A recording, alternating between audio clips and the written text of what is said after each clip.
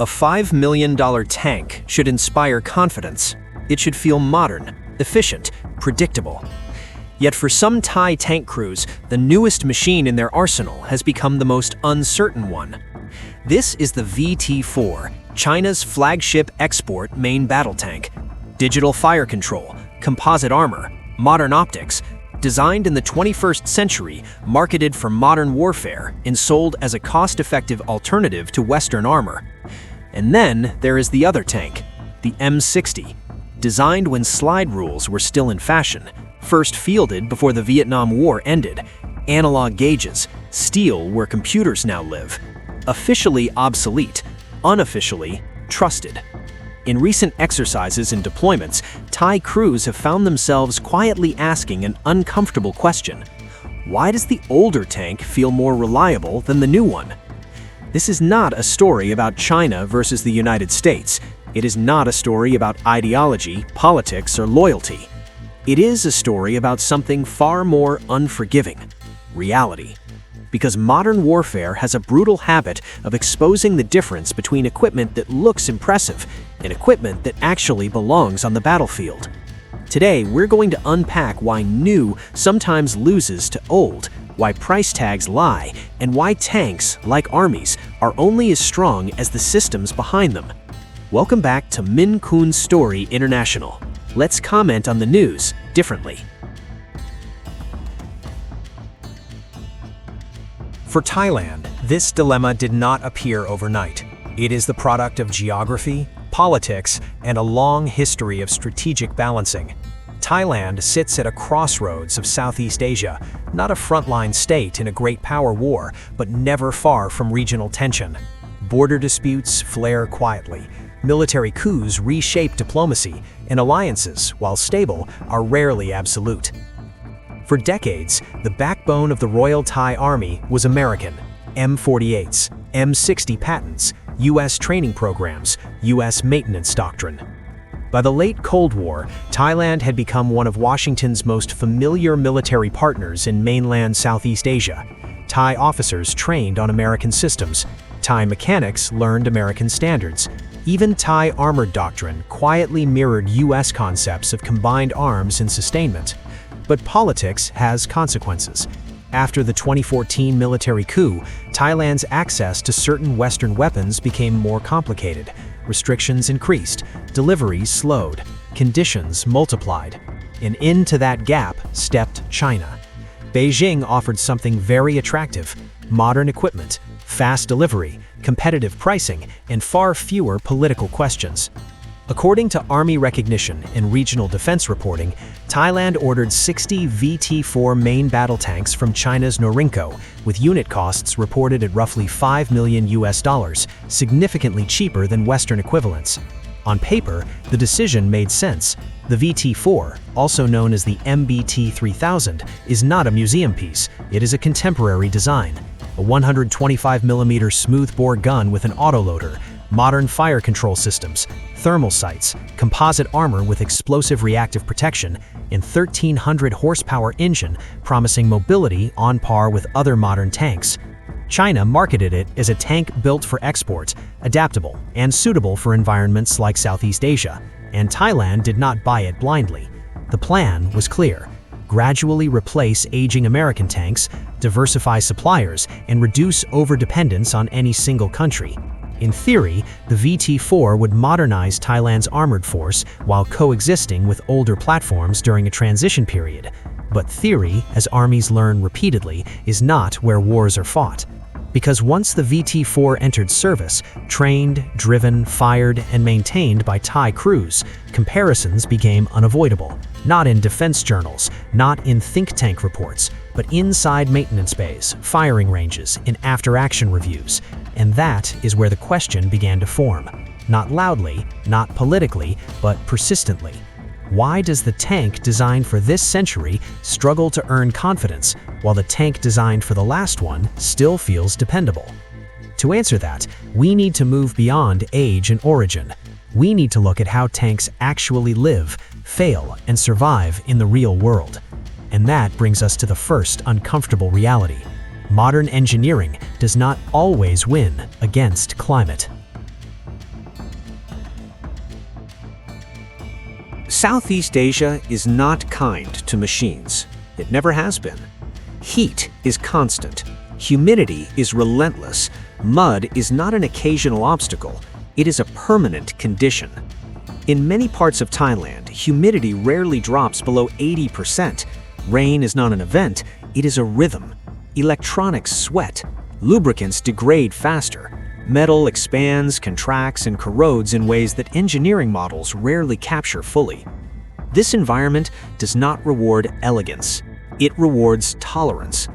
According to regional defense reporting and Thai Army reviews cited by Army Recognition in 2025 and 2026, several VT-4 tanks experienced mechanical and system issues during sustained operations near the Thai-Cambodian border. These were not ceremonial parades or controlled demonstrations. These were extended deployments, engines running long hours, systems exposed continuously to heat and moisture, weapons fired repeatedly. In one incident, a VT-4 reportedly suffered a catastrophic rupture of its 125mm gun barrel during live use. The tank did not simply malfunction, it forced a full technical review of the platform's reliability under operational stress. For a modern main battle tank, this is not a minor concern, because modern tanks are no longer just steel and engines, they are rolling networks. Fire control computers, thermal imagers, laser warning receivers, digitized stabilization systems. Each subsystem improves performance until the environment begins to interfere. In tropical conditions, electronic complexity becomes a double-edged sword. Condensation affects sensors, heat stresses power systems, cooling becomes as important as armor. By contrast, the M60 lives a simpler life.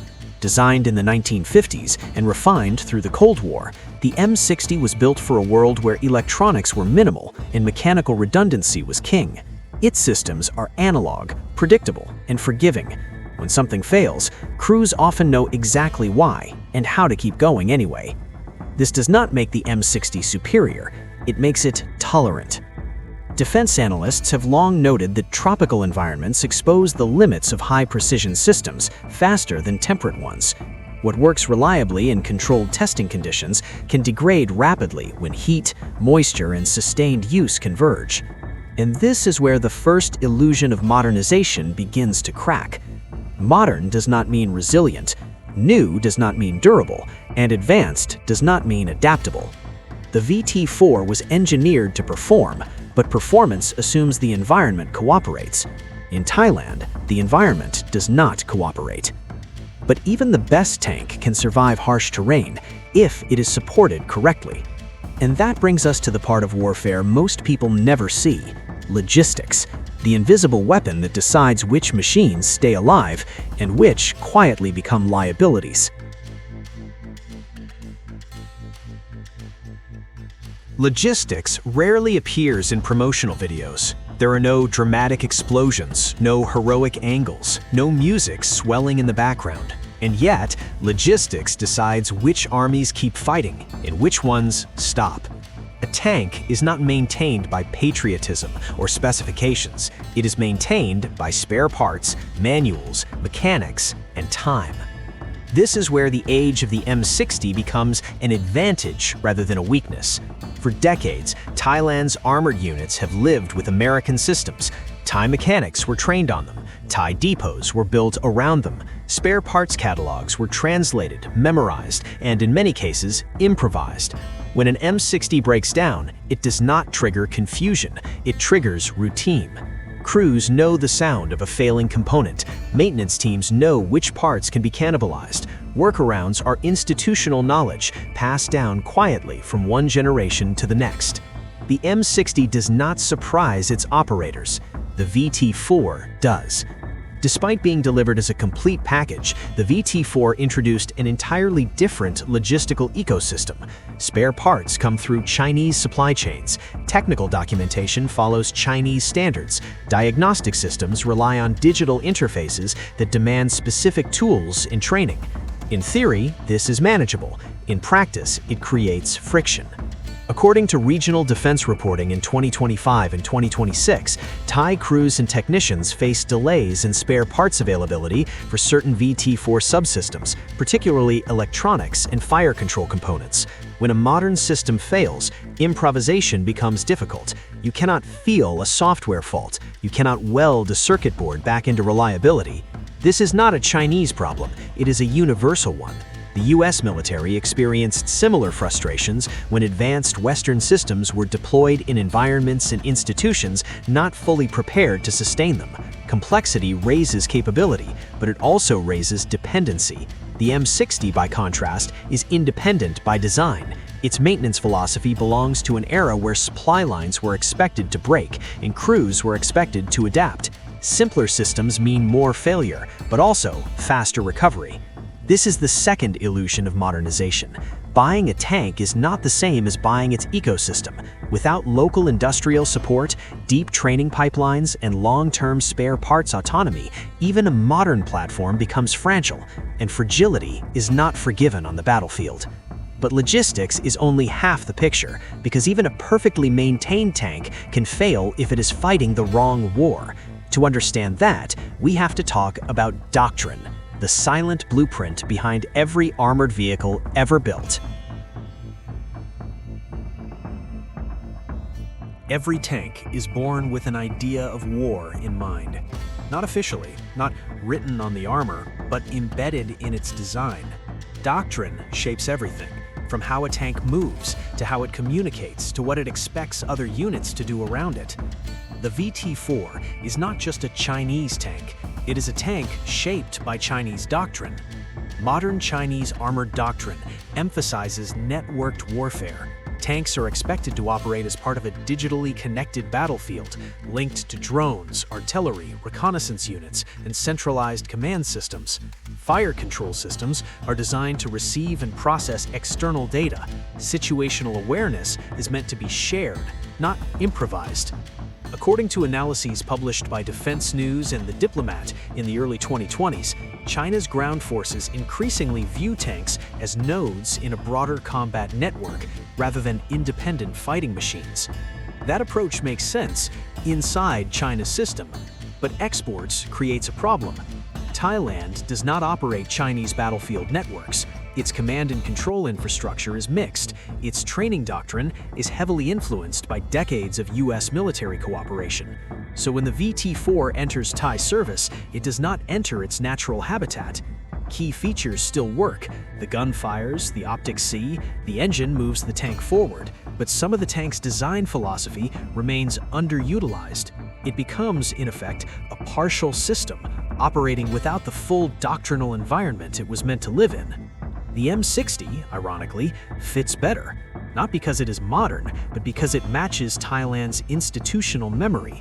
The M60 was designed for a doctrine that assumes limited information, decentralized decision-making, and mechanical endurance.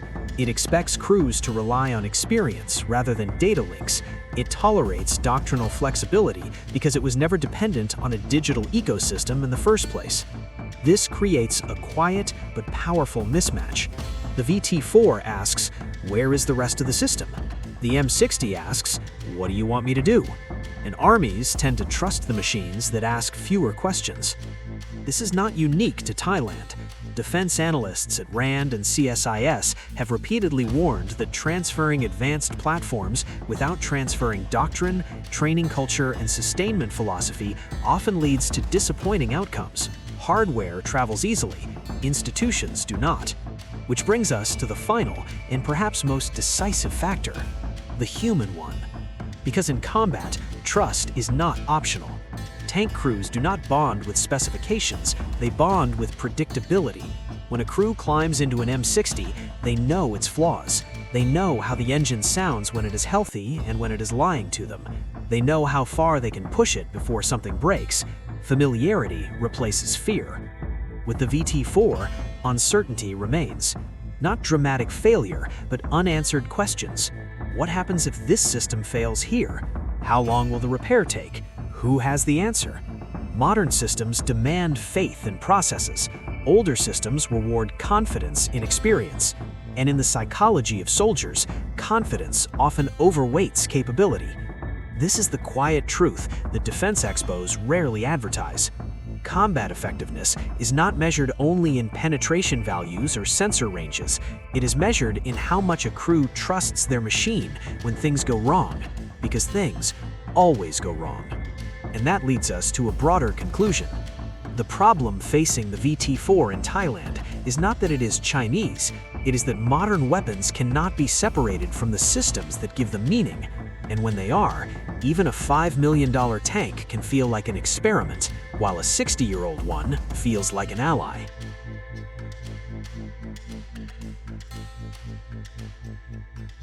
This is where the conversation usually turns political, and this is where it should not. Because what Thailand is experiencing is not a failure of nationality, it is a failure of expectation. China did not sell Thailand a bad tank, it sold Thailand a modern tank without its modern ecosystem. That distinction matters. According to CIPRI's 2023 analysis of global arms transfers, middle powers increasingly diversify suppliers to reduce political risk. On paper, this looks like strategic autonomy. In practice, it often creates fragmented forces, technologically advanced but institutionally strained. Thailand's experience with the VT-4 fits this pattern precisely. The tank itself represents China's growing competence as an arms exporter. Defense News has noted that Chinese armored platforms have improved dramatically over the past 2 decades, narrowing the gap with Western designs in firepower, sensors, and protection. But weapons are not smartphones. You cannot simply switch brands and expect the same experience. A modern tank is a membership card, not a standalone product. It requires compatible doctrine, integrated command systems, long-term logistics confidence, and most importantly, time for trust to form. The United States learned this lesson painfully in Iraq and Afghanistan. Advanced Western platforms struggled when transplanted into forces without the institutional depth to sustain them. Russia learned it when modernization collided with logistics in Ukraine. And now China is encountering the same reality in the export market. This is not a scandal. It is a rite of passage. Because exporting weapons is easy, exporting a military system is not. And here lies the irony. The M60 survives not because it is superior, but because it belongs. It belongs to Thailand's training culture, its maintenance philosophy, its institutional muscle memory. The VT-4, for all its modernity, still feels like a guest, and war has little patience for guests. So what looks like a simple comparison, new Chinese tank versus old American tank, is actually a deeper warning to every military planner watching quietly from the sidelines. Modernization is not about age, it is about alignment. A platform that fits its environment, doctrine, and logistics will outperform a more advanced one that does not, every time. That is the real lesson hidden beneath the headlines. Not China versus the United States, not Shores, never will. Systems versus shortcuts. And that question is becoming unavoidable for many countries navigating a multipolar arms market. Because in the next conflict, the most dangerous tank may not be the newest one on the battlefield, but the one that truly belongs there. If this kind of analysis helps you see global defense news differently, consider subscribing to Minh Quan Story International. We don't take sides, we take systems seriously. And we ask the questions that brochures never will.